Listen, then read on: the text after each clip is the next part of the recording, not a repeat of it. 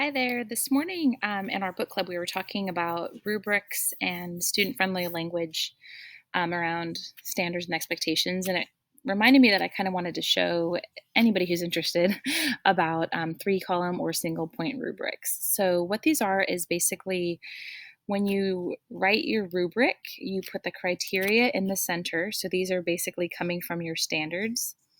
And then as you evaluate student work, you either write that there's an area of concern, you'll write notes in the left-hand column, or you'll write notes in the right-hand column saying the things that the students do well. So that's where I kind of put my compliments, the things that they did well.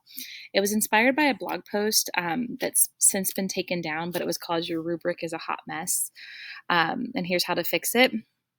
So that link is no longer active. I left it here just in case she puts it back up. But let me kind of show how that works.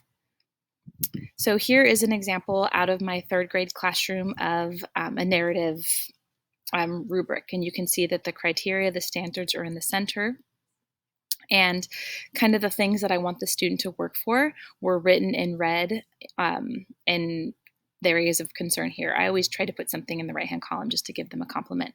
But then I can give this rubric back to the student for self-evaluation, self-reevaluation. And so in this particular case, the student got a 1. This is out of a 3-point scale, the 1 being at risk of not making standard, at risk of not making the standard, a 2-point being on approaching standard, and a 3 being on standard. So really the advanced column is more in my particular case for notes than necessarily trying to assign somebody extra bonus points. Because at Star Academy we were we were on a standards-based scale. So basically you either meet standard, you don't meet standard, but you're approaching, or you're at risk of not meeting it. So you can see what happened in blue. The student was given back the rubric, given back their piece of writing, and asked to edit and revise. And you can see that in that case, the student had met the expectations and ended up with a 2+, which is fantastic. And I'm just going to move my little window here. When we were in the book club today, one of the things that we were talking about is how to make it clear to students the criteria you're looking for. So what we did here in third grade is we took the ELA standard, or the writing standard, and with the criteria, we put it in student-friendly language. My story has an introduction. So the standard is the student introduces their story and organizes their writing. And so that's how we kind of wrote those student-friendly languages. You'll notice also something that we were very mindful about is conventions is in one area of the rubric versus losing points or earning points for capitalization, punctuation, and that sort of thing. So that was kind of a thing that we did there. And I also will link this to the video. Here are some other examples.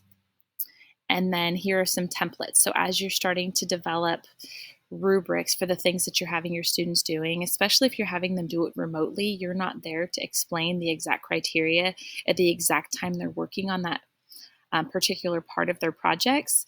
So it actually would be a really neat thing to have that student-friendly language, standards alignment. So if you asked a student, okay, what did you work on today? They could say, I am working on making my writing clear. I am working on I don't know, an investigation of a character in a story. I am working on identifying the sides of triangles. So just that student-friendly language that lets them know what you're looking for when you're doing your analysis of their student work. So I would love to develop these with you. Again, that middle part, let me go back to that first one. That middle part is where you start with the standards. So whatever standard you are assessing, you would put that in there. And then the areas of concern, those are going to be notes directly related to that, and you can pass this back for the student to improve their work so they can kind of see that growth based on the criteria that you're analyzing. So hopefully this helps. I really hope that some of you start to use these rubrics if you're not using them already. I know that there's quite a few power users that have already been using these for a while. But let me know if you have any questions or if you want to start working on these together and developing that student-friendly language. I would love to help you with that. Have a great day.